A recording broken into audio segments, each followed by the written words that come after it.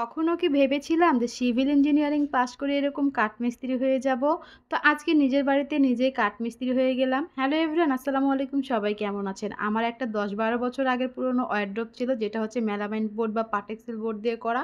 আর সেটা দিয়ে আজকে বানাবো টিভি ক্যাবিনেট। তার জন্য ডিজাইন করে নিচ্ছিলাম। আর কোন সাইড থেকে কোন সাইড দেবো এটা আপনাদের ভাইয়াকে বুঝিয়ে মাপ নিয়ে নিচ্ছিলাম।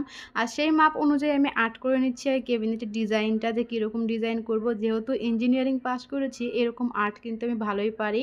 তো এই যে দেখতেই পাচ্ছেন মাপ অনুযায়ী কয়টা মানে ড্রয়ার হবে বা থাক হবে সেরকম একটা আর্ট করে ফেললাম। আর এখন নিয়ে নিচ্ছি মাপ কতটুকু থেকে কতটুকু নিব। আপনাদের ভাইয়াকে বলছিলাম টিভিটা একটু সারাই নিতে হবে। আমি ওই কর্নারে লম্বা বরাবর যে ক্যাবিনেট ছিল সেটা দিয়ে দিব, আর নিচের দিকে যে পাথালভাবে ছিল সেটা দিব। আর দেখতেই পাচ্ছেন খাটের এই পাশের সাইডটা আমার ফাঁকা হয়ে আছে। আর ডিজাইন নিয়ে আমি মাপগুলো বসিয়ে ফেললাম, আর কোনটা কিভাবে দিব এটাই বারবার দেখাচ্ছিলাম আপনাদের ভাইয়াকে, আর বুঝিয়ে দিচ্ছিলাম যেন সে সেভাবে কেটে দিতে পারে, কারণ কাটাকাটির কাজটা আপনাদের ভাইয়াই করবে। আর এই যে দেখেন ওয়ারড্রোব ভেঙে সেটাকে আমি রেখে দিয়েছিলাম আমাদের এই ছাদের স্টোর রুমে। এখন সেই রুম থেকে আমি বের করছি সবগুলো এই যে কাঠগুলো, এগুলোকে কাঠ বলবো নাকি পাটেক্সিল বোর্ড বলবো নিজেই বুঝছি না, যাই হোক কাঠই বলি যেহেতু কাঠের মতো এগুলা। তো এই কাঠগুলো আমি একটা একটা করে সব বের করে ফেলছিলাম। আর এগুলো একটা যে ভারী ছিল, মানে অনেকটাই মজবুত ছিল, না হলে কি আর ১০-১২ বছর যায় বলেন। তবুও এটা ভাঙতো না। আমি নতুন ওয়ারড্রোব কিনবো দেখে আপনাদের ভাইয়ার উপর রাগ করে ভেঙে দিয়েছিলাম ড্রয়ারটা, একটা ড্রয়ার খুলে ফেলে দিয়েছিলাম, তখন থেকে এটা ভাঙা অবস্থায় পরিণত হয়েছে। আর অনেকে হয়তো ভিডিও দেখেছেন আমি একটা মানে প্লাস্টিকের যে ওয়ারড্রোবগুলো সেগুলো নিয়েছি। এখন এটা আমি মাপ নিয়ে নিচ্ছি কোনটা থেকে কোনটা কাটবো। আসলে এই কাঠগুলো আমার ফেলতে মন চাচ্ছিল না, এত মজবুত ছিল, মানে এই জন্য এই কাঠগুলো দিয়ে মূলত এরকম উদ্যোগ নেওয়া যে একটা টিভি ক্যাবিনেট বানিয়েই ফেলি, যেখানে অনেকগুলো শোপিস কিংবা হচ্ছে আমার যে ক্রেজগুলো আছে সেগুলো এবং বিভিন্ন ফুল সাজিয়ে রাখা যাবে।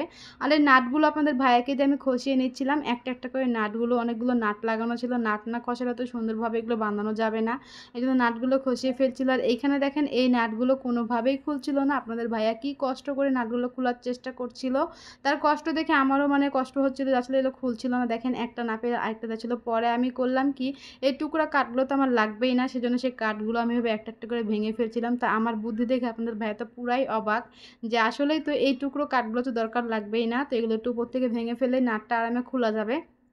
এখন কাটাকাটির কাজ শুরু হয়ে গেছে, দেখতেই পাচ্ছেন সবগুলো কিন্তু যেগুলো স্ক্রু লাগানো ছিল স্ক্রু সব খোলা শেষ। এখন এগুলোকে মাপ অনুযায়ী কেটে নিতে হবে। আর কাটার জন্য কিন্তু প্রথমে আমি স্কেল দিয়ে দাগ দিয়ে নিচ্ছি এখানে।